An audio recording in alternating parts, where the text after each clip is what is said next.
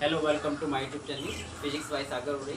ये बच्चों टॉपिक 4.10 है और इसमें आज हम लोग फाइंड करने वाले हैं टॉर्क। टॉर्क मतलब बल आघूर्ण। बल आघूर्ण किस पर? एक हम रेक्टेंगुलर लूप लेने वाले हैं। रेक्टेंगुलर मतलब आयताकार। तो हेडिंग को देख लेते हैं। टॉपिक 4.10 लिखा हुआ है टॉर्क ऑन करंट लूप, है ना। इसी करंट लूप को कभी कभी आपको मैग्नेटिक डाइपोल भी कह देगा। तो हेडिंग बन जाएगी टॉर्क ऑन मैग्नेटिक डाइपोल। ठीक है, बताएंगे इसका मतलब क्या होता है, डोंट वरी। फिर यहाँ लिखा है अदर वर्ड में और लगा दिया हमने, torque on rectangular current loop in uniform magnetic field. या इसी को हिंदी में आप कन्वर्ट कर सकते हैं तो एक समान चुंबकीय क्षेत्र, चुंबकीय क्षेत्र मतलब मैग्नेटिक फील्ड, चुंबकीय क्षेत्र में रखे आयताकार रेक्टेंगुलर धारावाही लूप। अगर धारावाही लूप नहीं कहता है तो आपको चुंबकीय द्विध्रुव मतलब मैग्नेटिक डाइपोल पर क्या निकालना है? लगने वाला बल आघूर्ण। बल आघूर्ण को इंग्लिश में क्या बोलते हैं? टॉर्क। ठीक है, तो इसको हम थोड़ा सा क्वेश्चन को तोड़ते हैं। तो हम लोगों को क्या निकालना है बेटा? क्या निकालना है? टॉर्क मतलब बल आघूर्ण। किस पर निकालना है? तो आंसर है कि रेक्टेंगुलर करंट लूप मतलब आयताकार धारावाही लूप। और ये रखा कहाँ है? तो आंसर है यूनिफॉर्म मैग्नेटिक फील्ड मतलब एक समान चुंबकीय क्षेत्र में रखा है। ठीक है, और अगर आयताकार धारावाही लूप नहीं कहता है तो उसी को क्या कह सकता है? Magnetic dipole. तो क्वेश्चन समझ में आ रहा है आप लोगों को? क्या निकाल रहे हैं? टॉर्क। किस पर? रेक्टेंगुलर लूप पर। कहाँ रखा है? Magnetic field. क्योंकि अगर आपको हेडिंग समझ में आती है तो सिंपल हो जाता है, और हेडिंग नहीं समझ में आती है तो पता चला कि क्वेश्चन मिला तो आंसर गायब और आंसर मिला तो क्वेश्चन गायब है। जैसे वो 3 Idiot में गाना होता है कि कंफ्यूजन ही कंफ्यूजन है, सॉल्यूशन का पता नहीं। और जब सॉल्यूशन मिला तो क्वेश्चन का पता नहीं। तो आपको क्वेश्चन भी तैयार करना होता है और सॉल्यूशन उसका क्या है वो आपको कॉन्सेप्ट ध्यान रखना होता है। तो फिलहाल देखिए, हम लोग सबसे पहले यूनिफॉर्म मैग्नेटिक फील्ड बना लेते हैं। देखिए, तो हमने मान लीजिए लाइनें ऐसे बना दी है। यूनिफॉर्म का मतलब होता है सभी लाइनें एक ही दिशा में बना रहे हैं और बराबर डिस्टेंस पर बना रहे हैं। दिख रहा है आप लोगों को? अच्छा, ये मैग्नेटिक फील्ड लाइन्स है। आप लोगों को पता होनी चाहिए कि मैग्नेटिक फील्ड लाइन सीधी नहीं होती हैं, सर्कुलर होती हैं, वृत्ताकार होती हैं। लेकिन हमने ये भी दिखाया आपको कि जो परिनालिका मतलब सोलेनॉइड है या टोरॉइड है, उनके अंदर जो मैग्नेटिक फील्ड लाइंस होती है एकदम सीधी होती है, क्योंकि रोटेट कब हो पाती है? जब एकदम बाहर निकलती है। तो ऐसी कुछ मान लीजिए, तो ये बाह्य चुंबकीय क्षेत्र, एक्सटर्नल मैग्नेटिक फील्ड। इसमें हमें किसको रखने वाले हैं?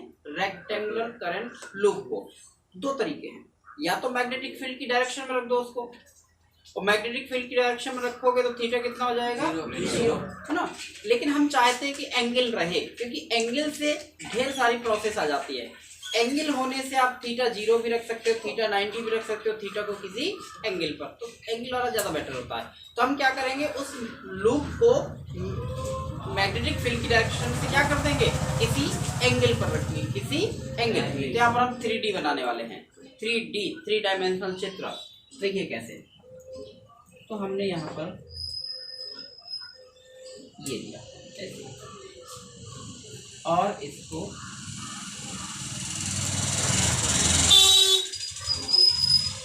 आप चाहें तो इसमें अगर करंट दिखाना है तो आप ऐसे दिखा सकते हैं। क्या ये रेक्टेंगुलर है, आयताकार है? इसका नाम आप दे दीजिए PQRS। अब इसमें हम लोग करंट फ्लो करा रहे हैं। मान लीजिए करंट I है, ठीक है। तो ये करंट इस प्रकार से जा रही है, यहाँ से इस टाइप से रोटेट होगी, यहाँ और यहाँ। तो क्या करंट बदल रही है? नहीं, वही करंट पूरे लूप में। ध्यान रखिएगा इसमें, अगर ये करंट ऐसी है, मैग्नेटिक फील्ड है, तो इसका जो मूवमेंट होगा, इसका जो आघूर्ण होगा, वो इस मैग्नेटिक फील्ड की डायरेक्शन से मान लीजिए कितना एंगल बना रहा है। अगर ये m हम लोग लेंगे तो ये एंगल कितना क्रिएट कर रहा है? थीटा। मतलब जो लूप मैग्नेटिक फील्ड में लटका हुआ है वो कितने एंगल पर है? थीटा एंगल पर है। इसी का एक और फिगर बनेगा, वो हम आपको दिखाएंगे।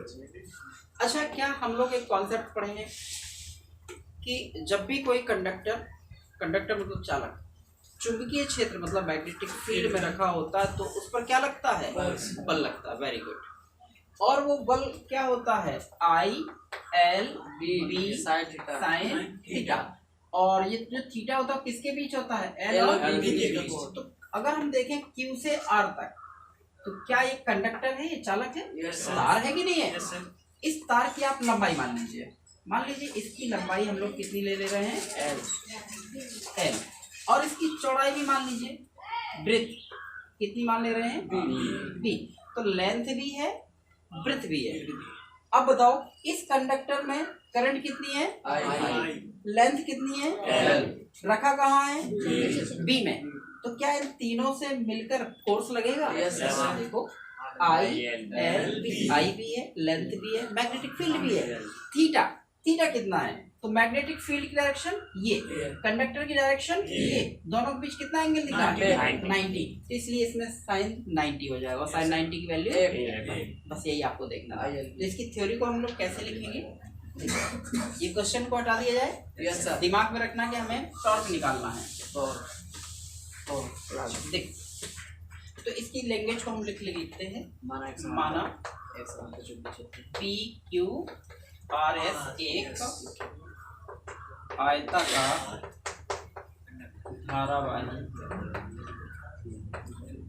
धारावाही क्या है, ये लूप। इसी को कुंडली भी कह सकते हो। अभी इंग्लिश में कन्वर्ट करूंगा मैं, ठीक है, जिसकी लंबाई एल, हाँ ये मतलब जो भुजाएं हैं, ये भुजा और ये भुजा आर्म, इसकी लंबाई एल तथा चौड़ाई इसकी और इसकी चौड़ाई कितनी है, बी। तथा यह मतलब ये सिस्टम, तथा यह एक समान चुंबकीय क्षेत्र बी में किसी कोण, किस पर बेटा, किसी कोण थीटा पर रखा है या लटका है, ठीक है, रखा है। अभी बताएंगे यहाँ पर एक समान चुंबकीय क्षेत्र क्यों लिया, एक समान magnetic field, uniform magnetic field क्यों लिया, इसका भी जिक्र करेंगे हम लोग। थीटा पर रखा है, बस अब तुरंत लिखेंगे अतः। अच्छा, इसमें प्रवाहित धारा आई भी है, बता देते हैं, तथा स्थायी धारा आई कितनी बह रही है, आई जो लूप में है। अब देखो इसकी एक भुजा, इसकी एक भुजा कौन सा ले लीजिए, क्यू आर पर लगने वाला बल या चुंबकीय बल कह लीजिए। तो मान लीजिए वो F1 है, तो करंट कितनी है, आई। लेंथ कितनी है, एल। किस मैग्नेटिक फील्ड में, बी। और थीटा कितना है, 90। थीटा 90 है, इसलिए हम लेंगे नहीं। क्लियर, ये हो गया इक्वेशन 1। इसकी डायरेक्शन दिखाएंगे। इसको इंग्लिश में हम लोग कैसे कन्वर्ट करते, इंग्लिश में let us consider PQRS a rectangular current loop, ठीक है, और इसमें stable in uniform magnetic field B and flowing current I, its length L and breadth B, ठीक है। Now we calculate torque on this loop and देखिए यहाँ पर तो हम निकालेंगे फोर्स ऑन आर्म QR। यहाँ पर आप लिखते force on arm QR something. अच्छा, ये फोर्स कैसे लगा, क्योंकि एक जो आर्म है वो कंडक्टर बन गई, वो कंडक्टर पे इतना फोर्स लगता है जब वो मैग्नेटिक फील्ड में रखा होता है, ठीक है, ये हो गया। अब इसकी हम लोग डायरेक्शन देखने वाले हैं। क्या देखने वाले हैं, डायरेक्शन, दिशा। तो आपने वर्ड पढ़ा होगा Fleming left hand rule, yes sir, Fleming के दाएं बाएं, ये तीनों परपेंडिकुलर रखें, लंबवत रखें। तो ये जो मध्यमा उंगली है, सेंटर फिंगर, करंट को बताती है। ये फोर फिंगर चुंबकीय क्षेत्र को, magnetic field. Any problem, no problem, लगाइए इसको। तो इसको हम लगने वाले हैं मैग्नेटिक फील्ड की डायरेक्शन में। ये देखो समझ में आ रहा है, थोड़ा सा देखिए, ये कहाँ जा रहा है, मैग्नेटिक फील्ड। ये कहाँ जा रहा है, करंट की डायरेक्शन में। तो जो थंब कहाँ जा रहा है, अंदर, ठीक है। तो इसमें जो फोर्स लगेगा वो कहाँ की ओर लगेगा, अंदर की ओर। नाम दे लीजिए F1। इसको देख लो, इस आर्म पर भी, चारों आर्म पर फोर्स लगना है। इस आर्म पर फोर्स, तो सेंटर फिंगर करंट, ठीक है, ऐसे लगा। देखो centre finger current, four finger field मतलब मैग्नेटिक फील्ड, तो थंब डायरेक्शन ऑफ फोर्स, तो बाहर क्यों जा रहा है, तो ऐसे आप लोग इसको सोच सकते हैं F2। इसी प्रकार से इन आर्म पर भी लगेगा, लेकिन डायरेक्ट सीधा लगेगा।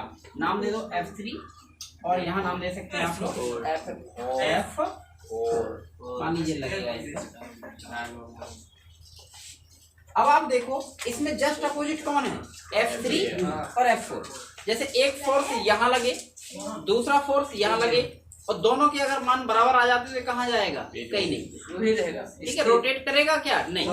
अगर इसको कोई ऐसे खींचे, एक ऊपर खींचे और एक ऐसे खींचे, लेकिन तिरछा रखा ये, तो ये इस प्रकार से घूमने लगेगा। ऐसे फोर्स लगाकर घुमाना ही टॉर्क कहलाता है, बल लगाकर घुमाना ही बलागुण कहलाता है। ध्यान रखिएगा इस चीज को। तो इसकी दिशा कहाँ की ओर है, ऊपर की ओर, ऊपर मतलब अंदर कह सकते हैं इसको, अंदर की ओर, और ये बाहर की ओर। क्या लिख सकते हैं, इनसाइड मतलब अंदर की ओर, मतलब इनसाइड। दूसरा देखिए कौन सी भुजा पर निकाल देते हैं हम, आर्म ST पर बल। आप लोग गौर से देखिएगा, नाम दे दे रहे हैं क्या, F2। इसमें करंट कितनी है, I। लेंथ वही लेंथ होगी, मैग्नेटिक फील्ड और एंगल कितना है, 90। लेंगे नहीं, इक्वेशन हो गया हमारा 2। अब दोनों फोर्सों को देखो बराबर है कि नहीं, यस सर। तो अब हम निकाल लेंगे नेट फोर्स, मतलब नेट बल। तो F इक्वल टू, देखिए ये कहाँ की ओर है, अभी दिखाया दिशा, यस सर, ये कहाँ की ओर है, बाहर की ओर।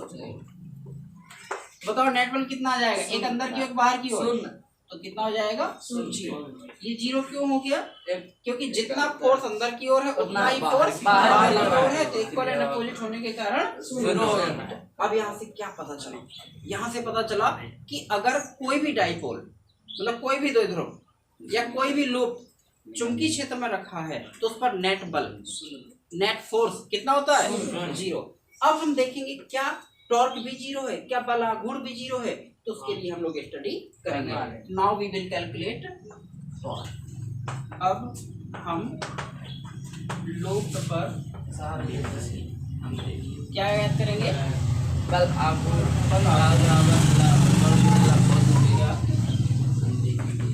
करेंगे, ठीक है। अच्छा देखिए, तो इसमें ये ध्यान देना है आप लोगों को। एक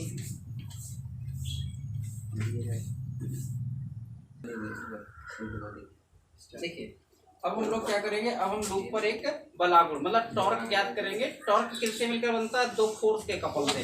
अच्छा ये बताओ, हमने कहा था ये मैग्नेटिक फील्ड कैसा है, यूनिफॉर्म, एक समान।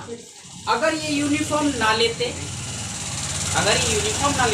मतलब ये मैग्नेटिक फील्ड जो बदल रहा होता, कहीं कुछ और होता, कहीं कुछ और होता, तो F1 F2 पर क्या फर्क पड़ता, F1 पर हो सकता है यहाँ B1 आ जाता, यहाँ क्या आ जाता, B2। अगर इसको इससे हम सब्सट्रैक्ट करते, घटाते, तो क्या 0 आता, हाँ। तो नॉन यूनिफॉर्म मैग्नेटिक फील्ड लेते तो नेट फोर्स 0 नहीं आता, लेकिन हम चाहते हैं कि नेट फोर्स 0 हो जाए, इसलिए मैग्नेटिक फील्ड हमने कैसा लिया, यूनिफॉर्म। तो नेट फोर्स कितना हो गया, 0।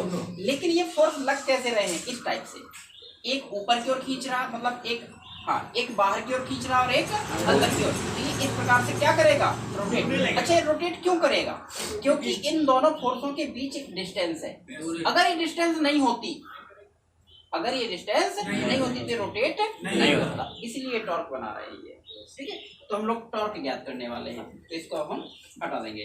तो टॉर्क का फॉर्मूला क्या होता है, torque equal to the force into perpendicular distance between two forces. मतलब बल गुणे लंबवत, कोई भी बल, एक कोई भी बल गुणे लंबवत दूरी,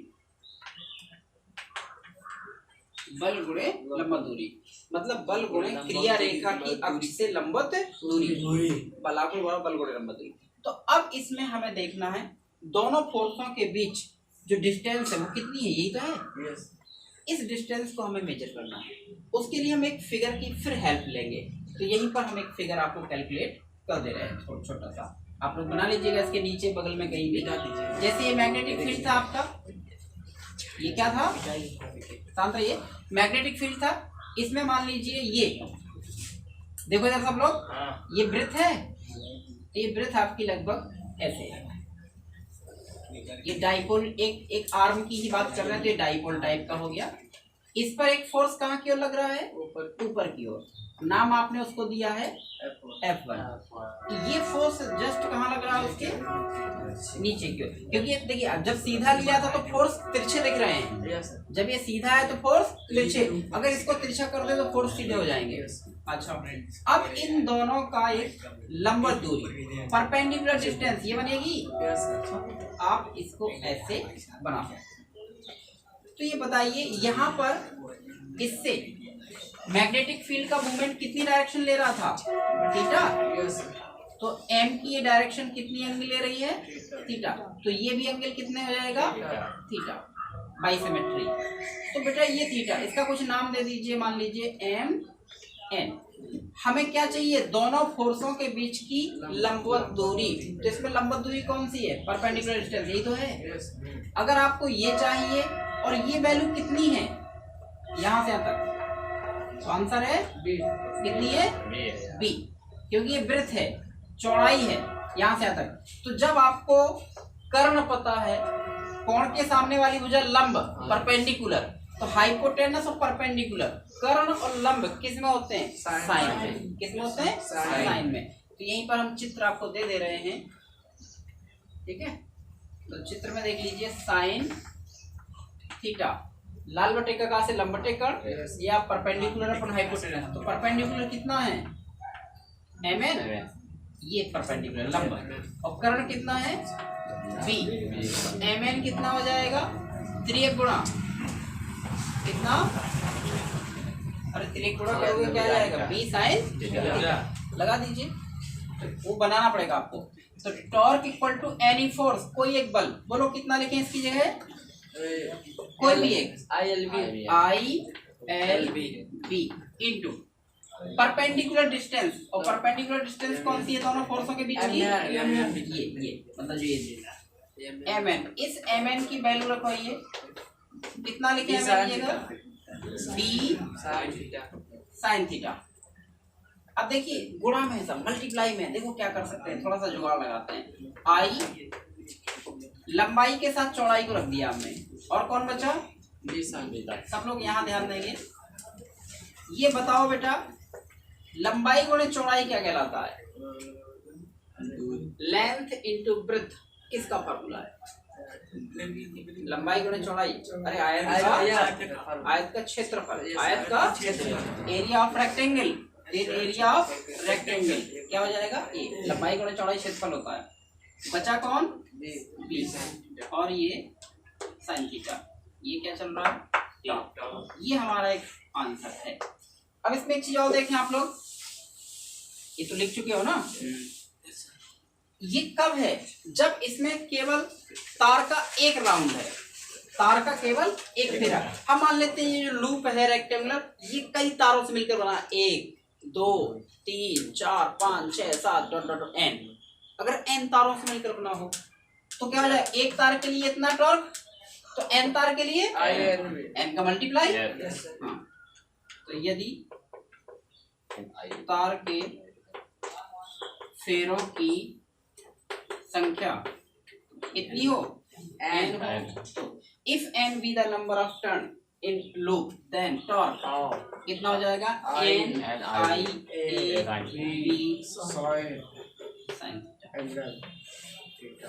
तो ये एक टर्न के लिए और ये n टर्न। इसमें n क्या है? टर्न, I क्या है? करंट, a क्या है? लूप का क्षेत्रफल, b क्या है? मैग्नेटिक फील्ड, और थीटा क्या है? इनके बीच का एंगल। अब हम थोड़ा सा आपको हिंट देते हैं।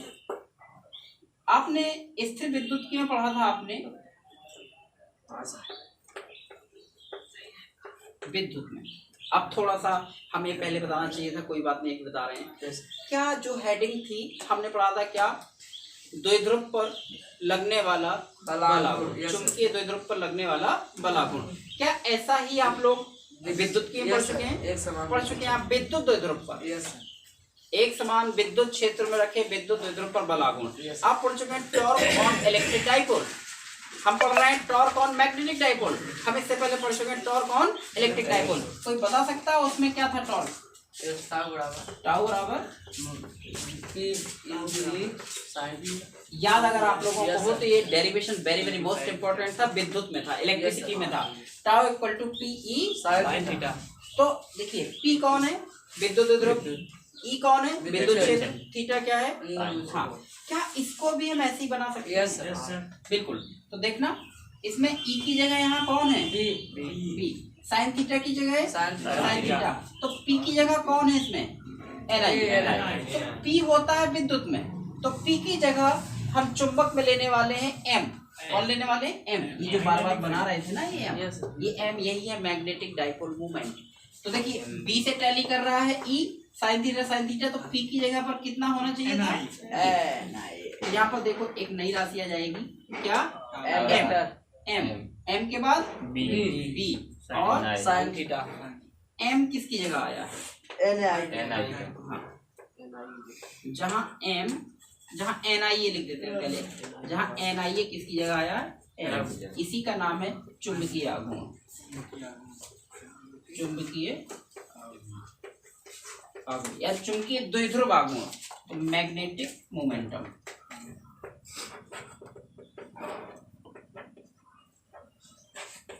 मैग्नेटिक मोमेंट, तो देखिए नया रूप आ गया। तो मैग्नेटिक मोमेंट का फॉर्मूला क्या होता है, एन आई ए। अगर फेरों की संख्या ना दी हो, टर्म ना दिए हो, तो क्या बन जाएगा, केवल आई। तो आई इंटू ए मैग्नेटिक मोमेंटम होता है। तो क्या इन दोनों में सिमिलरिटी है, टॉर्क एक इलेक्ट्रिसिटी में, एक मैग्नेटिक में। Magnetic momentum electric momentum, magnetic field electric field, sine theta. अर्थात अगर आपको ये याद है तो ये बन सकता है, ये याद है तो ये बन सकता है, ठीक है। वो विद्युत में, ये चुंबक में, इलेक्ट्रिक में, ये मैग्नेटिक में। तो इस प्रकार से इसमें अब कई चीजें हैं। बताओ ये टॉर्क, ये भी फॉर्मूला हम याद रखेंगे, ये भी याद रखेंगे। क्यों, कभी आपको एन दिया होगा, आई दिया होगा, ए दिया होगा, थीटा, तो ये लगाएंगे, और जब आपको मैग्नेटिक मोमेंटम दिया हो तो ये लगाएंगे, ठीक है। Yes sir. आप लोग क्या बताओ, इसको वेक्टर फॉर्म में भी लिख सकते हैं। यस सर, ये हम वेक्टर सदिश रूप में। Yes sir. तो देखिए ये एक वेक्टर फॉर्म है। आप पढ़े A cross B equal to A B sine theta, तो A B sine theta A cross B, तो M B sine theta M cross B. ये इसका कौन सा फॉर्म है, वेक्टर। अच्छा ये कब जीरो हो सकता है, जब थीटा जीरो हो। हाँ, जब एम और बी के बीच एंगल जीरो हो, क्योंकि साइन जीरो। कब मैक्सिमम होगा, जब 90 हो, 90 हो, क्योंकि साइन 90 सबसे ज्यादा होता है। तो ये जीरो कब होगा, जब दोनों एक ही दिशा में हो, तो साइन 0 अगर मैक्सिमम करेंगे तो ये 90 होना चाहिए। तो किस केस में क्या होगा क्या नहीं होगा, अगर हम थीटा 0 रखते हैं तो इसकी स्टेबल कंडीशन होती है, कौन सी, और अगर हम 180 रखते हैं तो अनस्टेबल। स्टेबल और अनस्टेबल दो कंडीशन, स्थायी और अस्थायी, स्थायी और अस्थायी। तो वेरी इजी था डेरिवेशन, आप लोग इसको लिख लीजिएगा, तैयार कर लीजिएगा। लिखो इतना जल्दी से, क्लिक कर दीजिए। तो इस प्रकार से आप लोग टॉर्क याद कर लेंगे। हमने देखा कि लूप किसी भी आकृति का हो सकता है, किसी भी शेप का, चाहे वो रेक्टेंगुलर हो, सर्कुलर हो, एनीबॉडी, किसी टाइप का लूप हो, या एक सर्किल के रूप में हो, चाहे आपका रेक्टेंगुलर के रूप में हो, चाहे एक लाइन के रूप में, कैसे भी हो, उन सब पर tau equal to M B sine theta ही लगेगा। ये आप लोगों को ध्यान रखना। ये आएगा कैसे, तो सबसे पहले हम फोर्स ज्ञात करते हैं अलग अलग आर्म पर। फोर्स हम देखते हैं इक्वल एंड अपोजिट होते हैं तो नेट फोर्स 0 हो जाता है। फिर हम लोग इसका क्या करते हैं, देखते हैं टॉर्क बनता है। तो टॉर्क कैसे बनता है, फॉर्मूला आपको ध्यान रखना है, torque equal to force into perpendicular distance. तो फोर्स हमें पता है, परपेंडिकुलर डिस्टेंस भी हमने ज्ञात कर लिया है, आंसर आ जाएगा।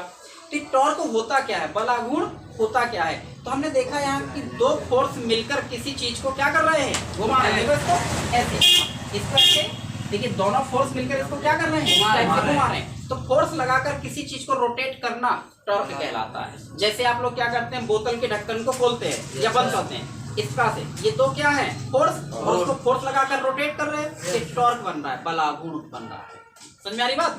तो फोर्स इसी प्रकार से आप क्या करते हैं, दरवाजे को खोलते हैं, फोर्स लगाकर आप खोलते हैं तो दरवाजा उखड़ के नहीं आता है, बल्कि वो रोटेट हो जाता है। तो फोर्स लगाकर रोटेट करना क्या कहलाता है, टॉर्क। ऐसे ही हेडपंप चलाते हैं, हेडपंप के एक सिरे पर क्या लगाते हैं आप, फोर्स, और दूसरी सिरे के पर क्या करता है, रोटेट। तो फोर्स लगाकर रोटेट करना, बल लगाकर घुमाना ही बल आघूर्ण कहलाता है, टॉर्क। तो इस प्रकार से कॉन्सेप्ट है, तैयार कर लीजिए। कई बार इसको दोहराएंगे, समझेंगे तो क्लियर हो जाएगा। Thank you. For watching me.